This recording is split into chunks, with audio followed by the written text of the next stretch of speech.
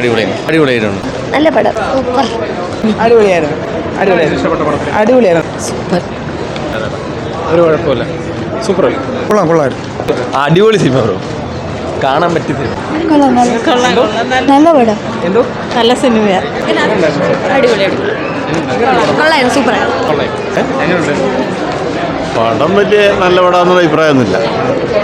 ചിത്ര സംയോജനമൊക്കെ വളരെ ഒരു പരസ്പര ബന്ധമില്ലാത്ത രൂപത്തിലായി.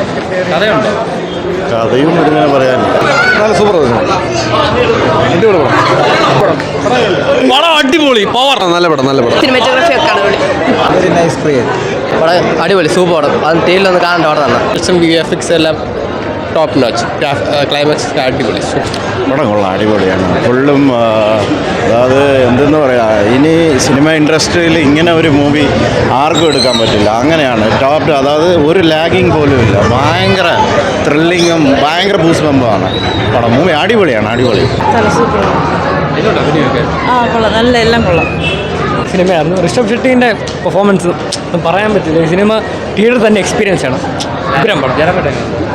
ജയറാമിനെ പറയേണ്ട ആവശ്യമില്ല, ജയറാമേട്ടൻ പൊളിക്കുമായിരുന്നു. ഉഗ്രം സിനിമ. തിയേറ്ററിൽ എടുത്തു പറയാൻ ഋഷഭ് ഷെട്ടിൻ്റെ പെർഫോമൻസ്, മ്യൂസിക് അതെടുത്ത് പറയണം. മ്യൂസിക്കാണ് ഈ സിനിമ ഇങ്ങനെ കൊണ്ടുപോയത്. മ്യൂസിക് എടുത്ത് പറയേണ്ട ഒരു ഘടകമാണ്. തിയേറ്ററിൽ മസ്റ്റ് വാച്ചാണ്. കൊള്ളാം. ഒരു രക്ഷയില്ല കേട്ടോ, ഒരു രക്ഷ. അടിപൊളി സെറ്റ്, അടിപൊളി സൂപ്പർ ഫിലിം. കൊള്ളാം. എല്ലാവരും തിയേറ്റർ എക്സ്പീരിയൻസ് ചെയ്യണം. എല്ലാവരും ഒന്നിനൊന്നിനും മെച്ചോട്ട് ചെയ്തിട്ടുണ്ടല്ലേ. സൂപ്പർ, അടിപൊളി പടം. നല്ല മനസ്സിലാവും. മലയാളം കണ്ടാലും തെലുങ്ക് കണ്ടാലും മനസ്സിലാവും. സൂപ്പർ സിനിമ, ഒന്നും പറയില്ല. നല്ല മേക്കിംഗ് ആണ്.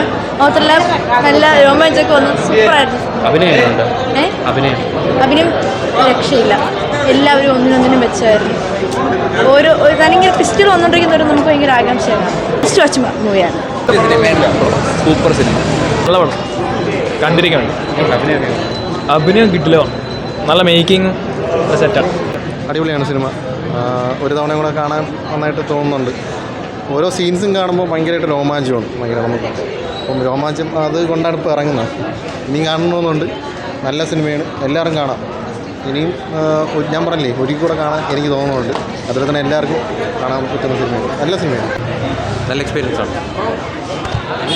തിയേറ്റർ എക്സ്പീരിയൻസ് സൂപ്പറായിരുന്നു. തിയേറ്ററിൽ തന്നെ വന്ന് കാണുന്നത് തന്നെയാണ് സൂപ്പർ. ഫസ്റ്റിനേക്കാളും കുറച്ചും കൂടെ എന്നല്ല, ഒരുപാട് പറയാനുണ്ട്. സൂപ്പറായിട്ടുണ്ട്. എഡിറ്റിങ്ങും ഗ്രാഫിക്സും എല്ലാം ഓവറോൾ ഗുഡായിരുന്നു.